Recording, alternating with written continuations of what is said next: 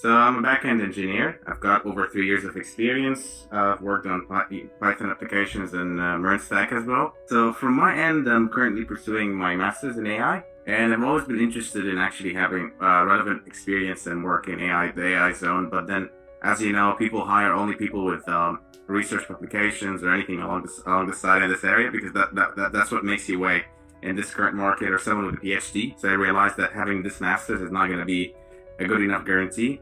So in the meantime, what would be my best bet right now in this current market?